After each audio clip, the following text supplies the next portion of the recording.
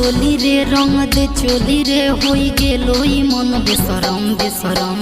होलिया में करू भजला तोर बदन मारी दान दान दान मारी दान दान दान। देखी पिचकारी भेलो टाइट मोर जबन करे टन टन टन करे टन टन टन।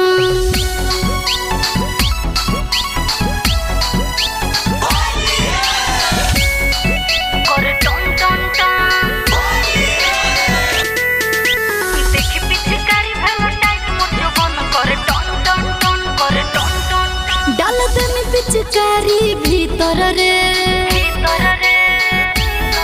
जनहियो तोर चरितर रे।